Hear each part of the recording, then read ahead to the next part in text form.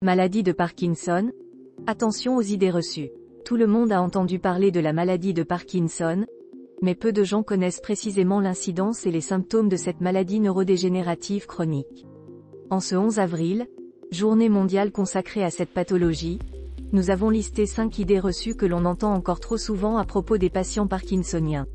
Un Parkinson est une maladie rare. Si vous classez la maladie de Parkinson parmi les maladies rares, vous êtes vraiment loin du compte. En France, près de 300 000 personnes sont concernées par cette maladie neurodégénérative. Cette pathologie touche un adulte sur 250 et constitue la deuxième cause de handicap moteur après les AVC ou accidents vasculaires cérébraux. Plus inquiétant encore, le nombre de patients concernés est en constante augmentation et 25 000 nouveaux cas se déclarent chaque année. Cette maladie ne touche que les personnes âgées. Selon une autre idée reçue très répandue, la maladie de Parkinson ne concerne que les personnes âgées. Mais en fait, cette affirmation est complètement fausse.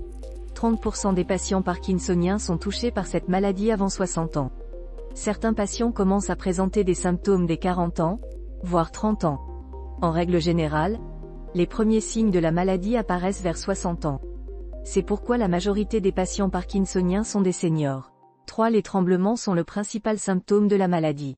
La plupart des gens associent la maladie de Parkinson au tremblement. Même si le tremblement de repos est le signe le plus visible de la maladie, un tiers des patients concernés ne tremblent pas du tout.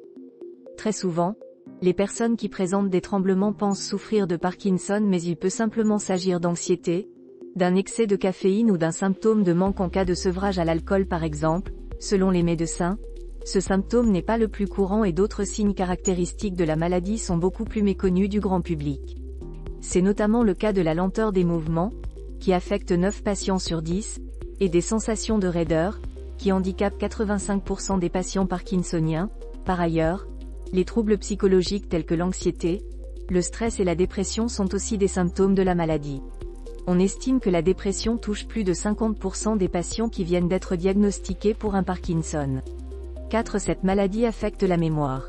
Contrairement à la maladie d'Alzheimer, cette autre maladie neurodégénérative bien connue du grand public, la maladie de Parkinson n'affecte pas la mémoire.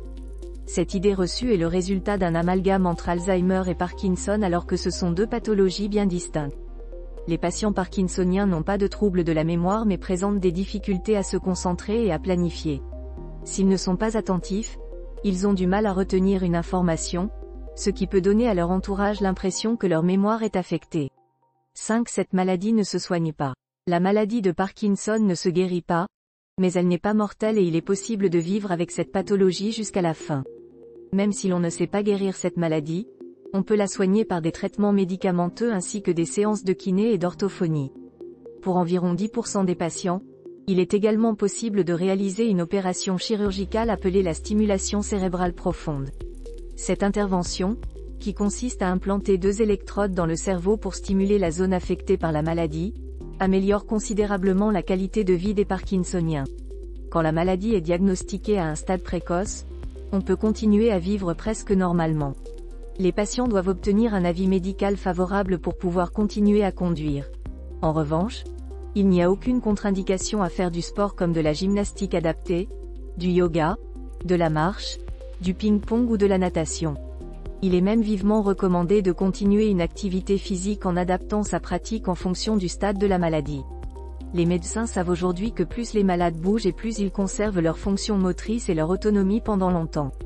Des études ont démontré que des exercices physiques adaptés permettent d'améliorer la mobilité, l'équilibre et la force musculaire mais aussi les fonctions cognitives des patients.